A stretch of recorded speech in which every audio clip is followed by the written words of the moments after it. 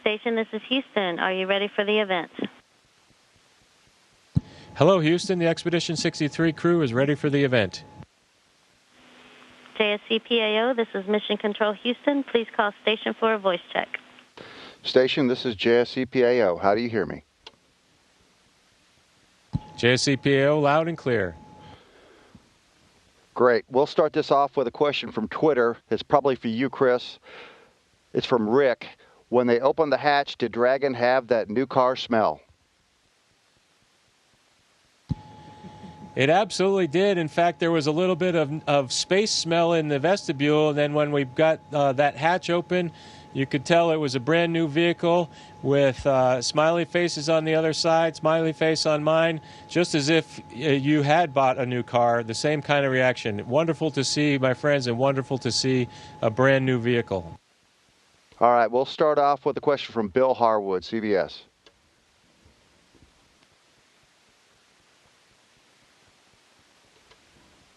Let's start off with a question from Bill Harwood, CBS. Hey, can you hear me now? Testing 1, 2. Could you guys hear me now? I'm clear, Bill. Okay, sorry about that. I just want to go back to what Bob was saying yesterday, describing the ride uphill. You were comparing it a little bit to shuttle. I was more interested in how did the first stage of the Falcon 9 feel compared to the shuttle when it was on solids? How did the second stage feel? You made it sound like maybe it was a little rougher than the shuttle on the main engines. And just wondering if there was ever a point in there when you looked over at Doug and went, wow, this isn't quite what I was expecting.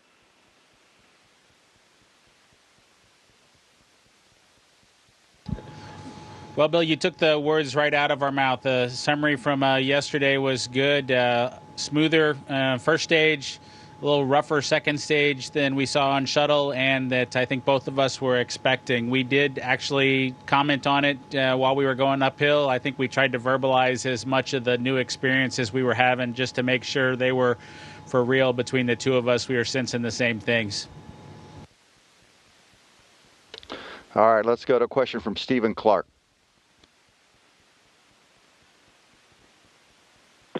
Hi, thanks for taking my question. Stephen Clark from Spaceflight Now.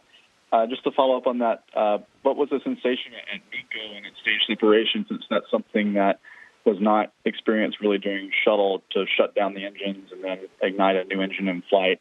I'm also curious about how your experiences were with the spacesuits in flight. Thank you very much.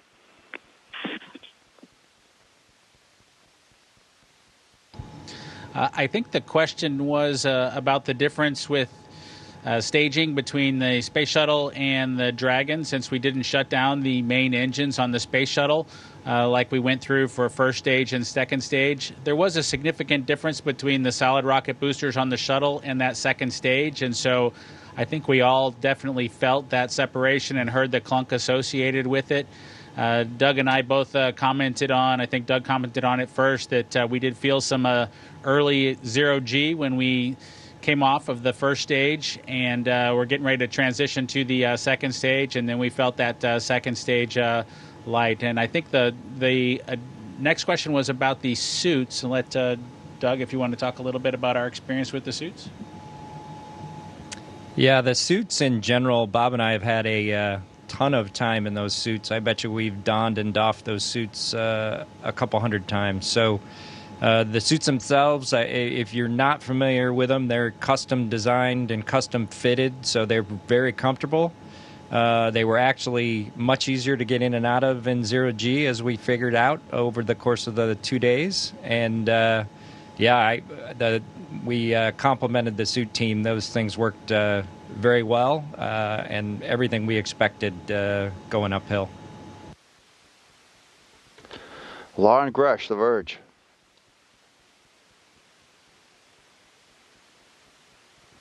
Is there any perhaps feedback for SpaceX and NASA that you have about any potential changes that you would make for the next crews who fly on Crew Dragon? Were there any changes that we would make? I think it was your question. I don't think that there's anything.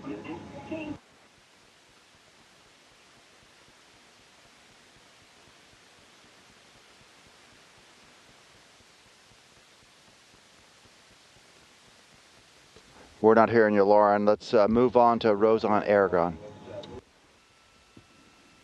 Hi, for taking my question, and I'm glad to see you all are well up there.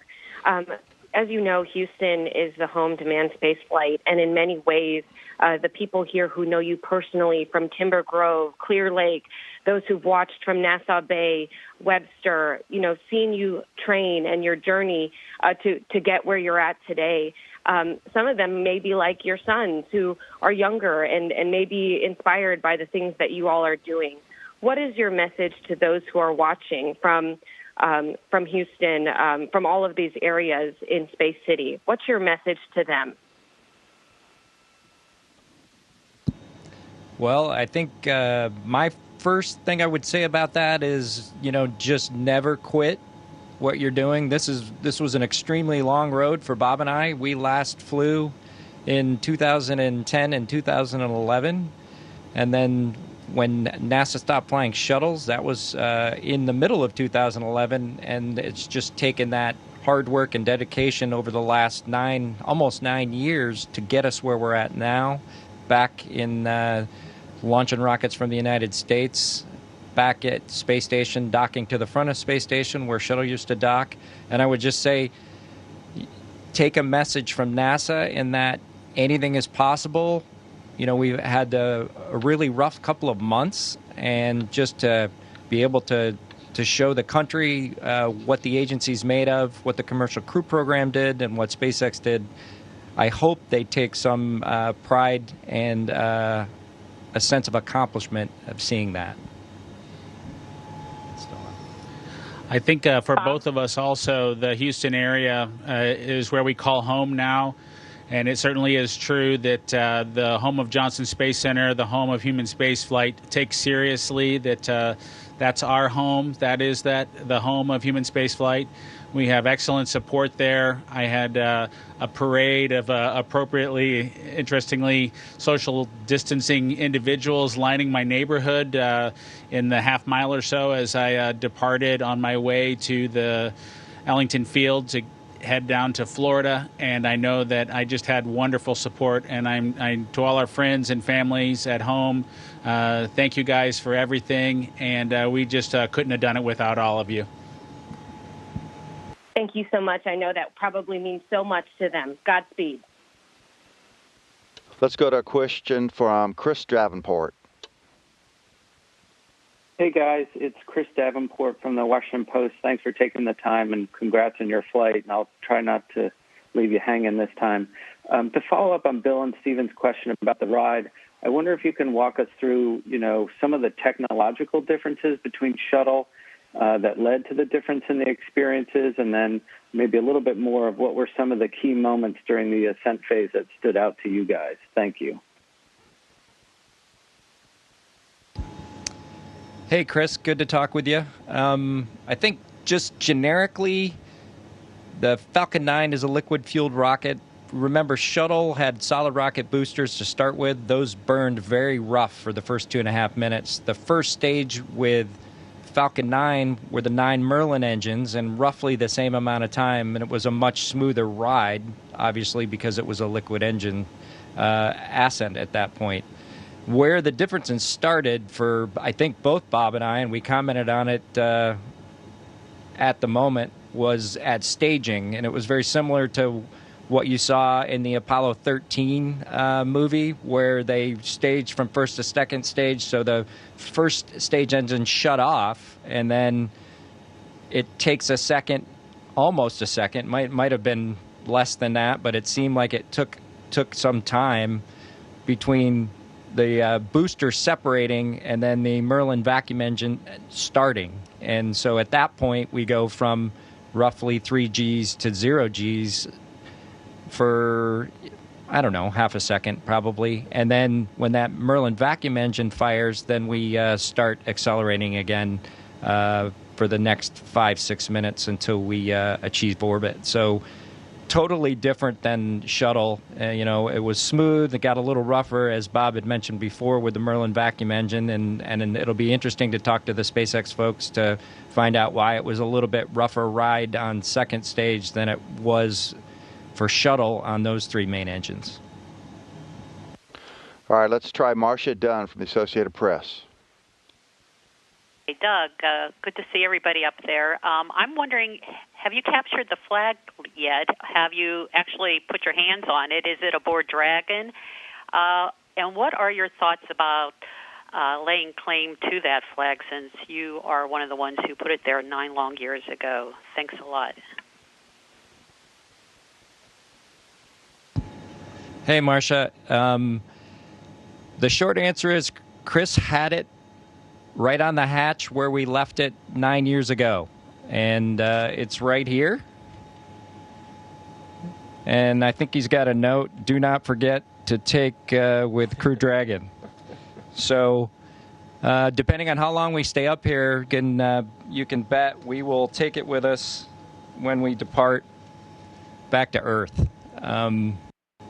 from that standpoint, I think, we have talked about this flag before many times over the last 9 years since we left it here on STS-135. And I think the important point is, as I said before, just returning launch capability to the United States to and from the International Space Station. And that's what this flag really means. And I think a little bit more, it's to the thousands of people that made it possible, from the folks at SpaceX to the folks at NASA to the folks within the Commercial Crew program. And we just are lucky enough to be able to take it home with us, and that'll be our plan here in a month or 2 or 3 or 4, depending on what, as Bob says, what Uncle Kirk lets us do. Let's go to a question from Mark Carreau, Aviation Week. Mark Carreau, Aviation Week. My question's for Chris Cassidy. From your perspective, what skills and ISS training do Doug and Bob bring to the ISS mix, especially now, and how will those help to ramp up operations internally and perhaps externally in the coming weeks? Well, experience goes a long way, and both these guys, this is their third flight, and so it really doesn't matter, in my opinion, shuttle flight experience or station flight experience. It's all has to do with working in space, working efficiently, understanding the system and the methodology with which we work back and forth and hand in hand with mission control. And once you understand that and grasp all those concepts, the work part is, I don't want to say easy, but it just kind of happens together. And we've already seen that. Today is day one, and they're hitting the ground running, unloading the vehicle, and we've got HTV right at our feet, and we'll be working in there in very short order, probably after we hang up from this conversation. Together, the three of us will be tackling the overall mission of the space station, which is conducting science, enabling that science with maintaining the space station, and then there's some operational objectives sprinkled in the mix. At some point, we'll get a plan for potential spacewalks, and we'll execute all that. We don't just sit up here at dinner and decide when all those activities are going to be done. The prioritization is done in Houston, and then we execute the plan. So the three of us are pretty excited to get after it together. Joy Roulette with Reuters. Hey, thanks for doing this. I was wondering, so since you guys made it to the space station, how does it feel, I guess, not knowing how long you guys are going to stay there for? Does it feel weird? And I was also wondering if any time during the trip to the space station, that if you guys noticed anything unexpected that you didn't experience during training or sims. Thanks.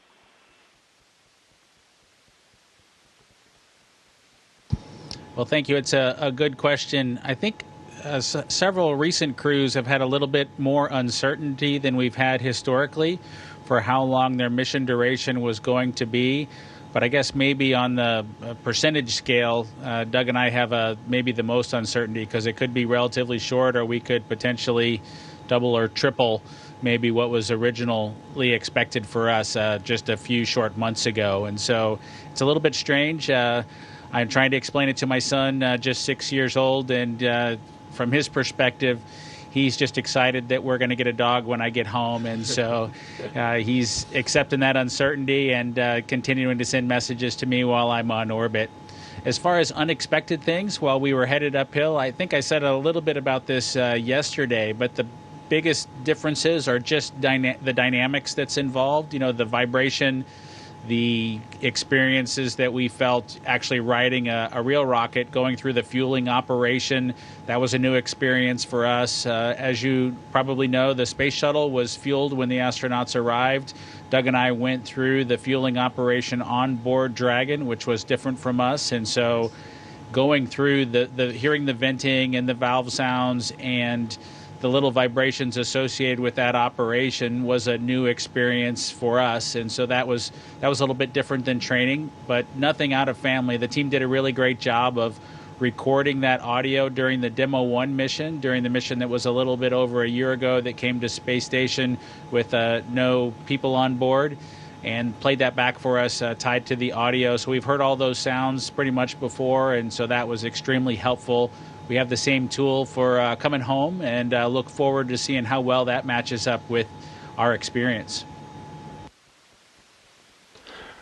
Robert Perlman. Thank you. Hi, Chris, Doug, and Bob.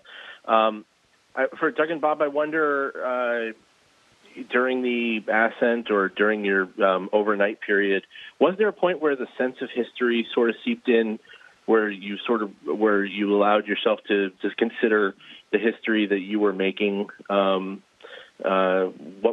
were those specific moments? Thanks.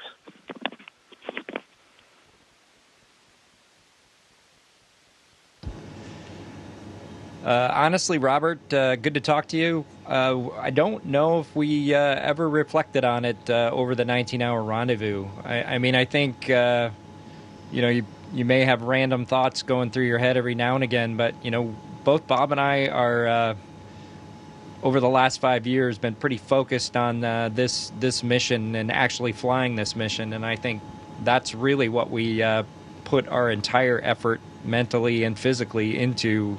From the time we walked out of the ONC building until we docked with Space Station, and of course we're still doing it, but it was just focusing on everything we could do to make sure we did what we needed to do to make it a successful ascent and rendezvous and docking, and then also try to take in all the things that the Falcon 9 and the Dragon showed us, the noises, the maneuvers, any nuances, anything that we can let other folks know to be aware of as they fly that vehicle. And I think, for me anyway, the historical aspect of it is certainly notable, but I think it's something to maybe consider after this mission's complete. We're not even in any way, shape, or form halfway through the mission yet. We've just docked. We still got to do our mission here with Chris, and then undock, depart, and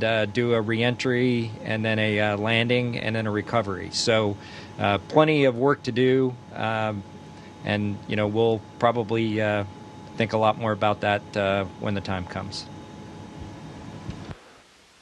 Hanukkah Whitering with Space.com. Hey guys, Hanukkah Whitering here. Thanks for taking my question. This is for Bob and Doug. I'm wondering, what were some of the first things that you wanted to see or do after you arrived at the space station? And has it changed much since you were last there, or does it still kind of feel like a second home to you? Thanks.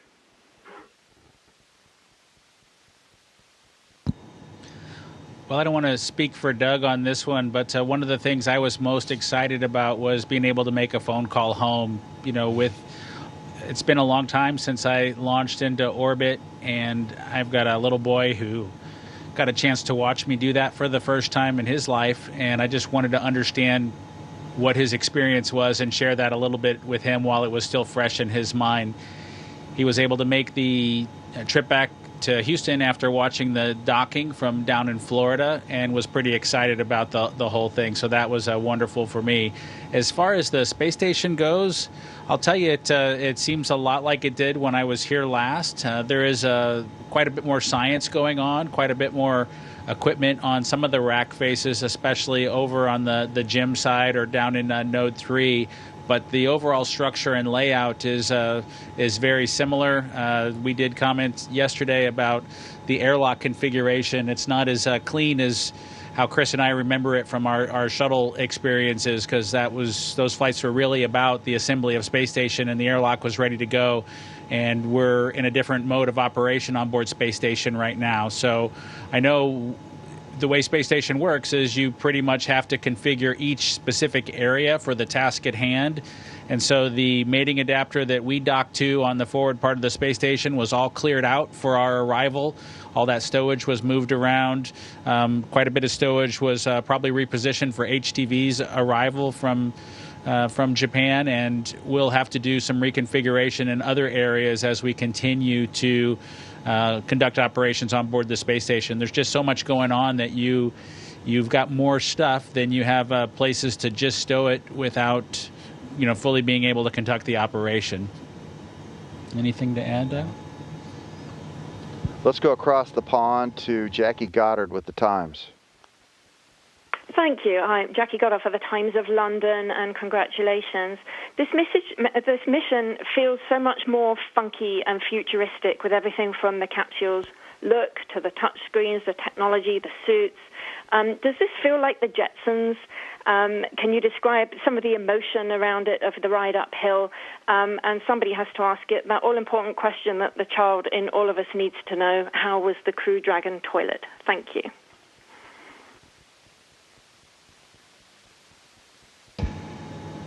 Well, it's good to talk to you. Let me think. From a futuristic standpoint, I think, SpaceX, from the very start of that company, has tried to be very forward-thinking and cutting edge, and it is one of the factors that went into the design of the Crew Dragon and our spacesuits and everything about the vehicle.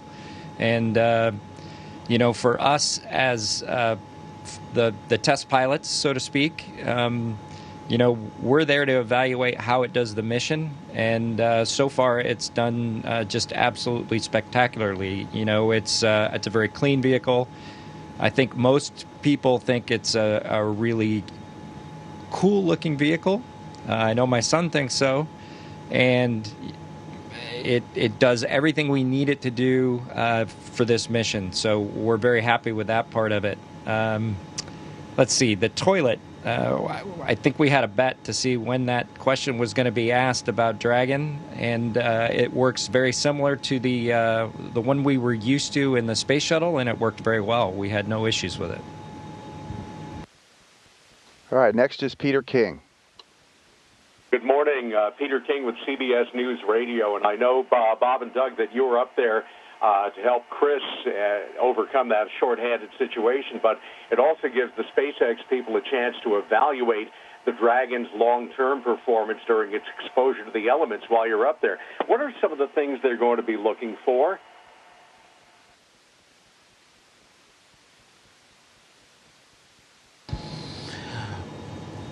Well, you're absolutely right that we'll put the Dragon through its paces in preparation for the Crew 1 flight.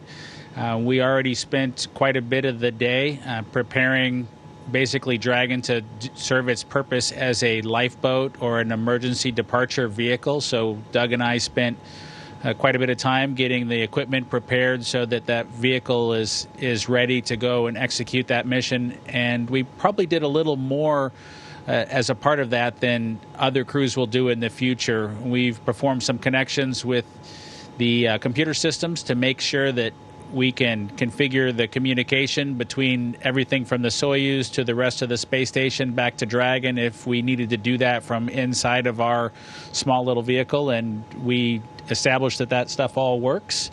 And we'll continue to do small checkouts like that. We'll go through the process of powering down Dragon, taking it to its kind of hibernated state, and then bring it back up here in just a few short days just to make sure that that process goes smoothly. Again, every crew won't need to do that sort of an evaluation, but since it's the first flight, we really are putting her through her paces to make sure that any of the little aspects of the mission that it might be called upon to support, it's ready to do that. And so that's from the hibernated state, that's from a regular departure, or to, serve as another environment for us to go and safe haven in should we need to if there was a problem on board space station. And we'll do all those things before we call her operational, and then really pick up with a primary task focused on helping Chris out on the space station side. Leo Enright with Irish Television. Congratulations, Bob and Doug, and as we say in Ireland, slán a bhaile, safe home. I have another question about launch and about something that was different this time. Your final call-out before SECO was Shannon, to which Hawthorne replied, Roger, Shannon. Now, obviously, Shannon is in Ireland, and I rather expect that we're going to be hearing this call-out a lot in the years to come. So a lot of people in Ireland are wondering, what was that all about? Well, hello, Ireland. That's a great question. So the ascent trajectory offers us some opportunities if needed, if we have got a failure with the launch vehicle, to abort. And some of those scenarios involve aborting fairly close to Kennedy Space Center, along the east coast of the United States, all the way up towards Newfoundland, even into Canada. And then once our trajectory hits a certain point and we get high enough, we are going to abort forward to the UK and the Ireland area specifically, and we can do that in the later stages of our powered flight before the engine shut down. So that's our call to Mission Control in Hawthorne to let them know that we see that change in the abort destination if that eventuality is needed. Sophie Sanchez, Chicago Now. Hola from Chicago.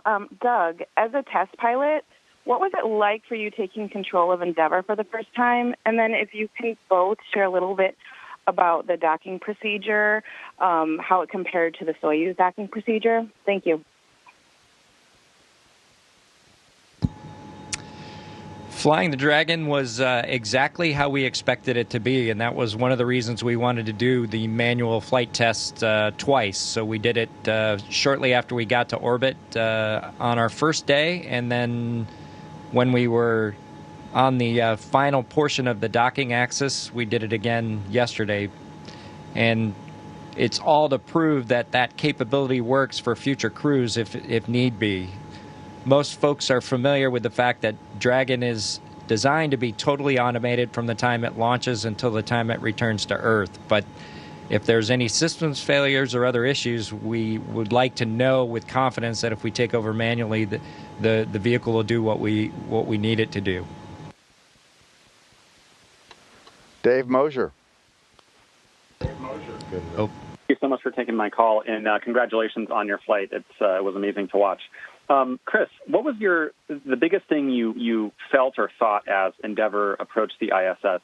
And Bob and Doug, same question for you. What were your biggest thoughts or emotions as you pulled up to this place you haven't been in many years? And I'm also curious. I want to ask the spacesuit question a different way. What's your 5-star review? Well, what would you rate it? What would you say about the spacesuits and if you had to review them online? Thank you. I'll take the first part of that question from the space station side of things. What was going through my mind while they were, there's sort of several phases. One was during launch, and that was quite exciting for the three of us on board. We flew directly over the Kennedy Space Center 2 minutes before launch, got some nice pictures of the launch pad. We were out over the ocean at the time of engine ignition, so we couldn't quite see. Plus, we were in the day, and KSC was in the day, so we didn't see the actual launch. But that was very, very exciting, and the three of us were just cheering, just much like you were, I'm sure. Fast forward to yesterday when we're watching the vehicle do its stair-step maneuver up to our altitude, and Yvonne and I could see, we were looking out the cupola window, we saw it very far away, about 19, 20 kilometers, and then it got brighter and brighter and bigger, and it struck me that that little tiny dot was going to be fixed to a piece of metal that was about 15 meters from where I was standing, so to speak. And then they came up to our same altitude and started coming directly in on the docking axis. And I had the camera out at one particular point, and I cracked open the window to get a picture, and I realized that inside that spacecraft were two of my colleagues and friends, and they're going 17,500 miles an hour, and we're going 17,500 miles an hour, and we are bringing these two vehicles together with a computer and them backing it up, and I could monitor this process on the telemetry. And so from a technical nature, I was pretty amazed at the whole thing, just realizing what was happening. But then you fold into that the historic aspect of the whole day and what it means to America, what it means to our nation's space program, what it means to international cooperation and commercial cooperation. It just was kind of awe-inspiring, to be honest with you. And then that was a fleeting moment back to the operations, but it was pretty impressive day, and I'm just honored to be a part of it.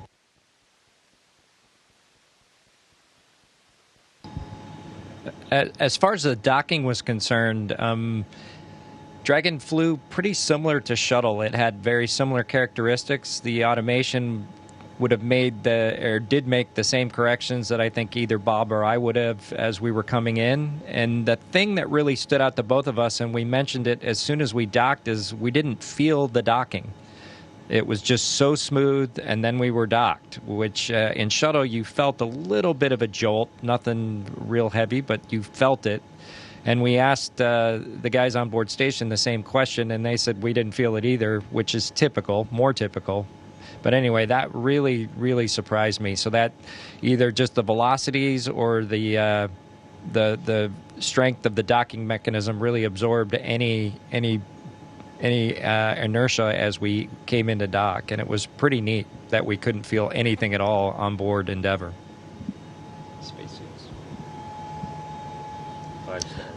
I think for both Doug and I, we'd have to give the suits a 5-star rating. You know, each suit is point designed for a very specific mission. This one is point designed for us to sit in our seats and protect us if there's a fire or any sort of a problem with the atmosphere on board Dragon. It's leaking out or has smoke in it or anything like that. And so these suits didn't have to do that job for us, which was nice. But it was clear that they were ready. We had great checks of the suits as we continued uphill and pre-launch, and I just can't say enough about the SpaceX team, Chris Trigg, Eric, Maria, and all the other members of that team have just done an outstanding job supporting us, getting them tailor fit to fit on us, and we look forward to seeing how they perform.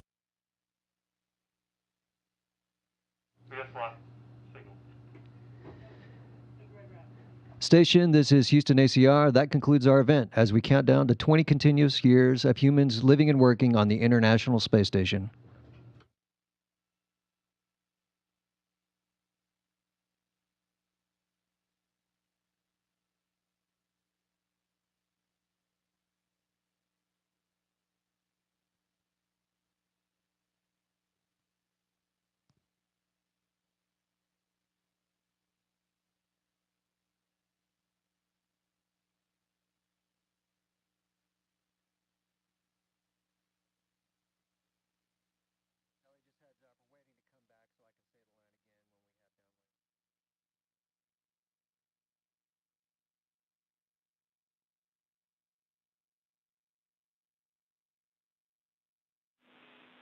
And that concludes our event as we count down to 20 continuous years of humans living and working on the International Space Station.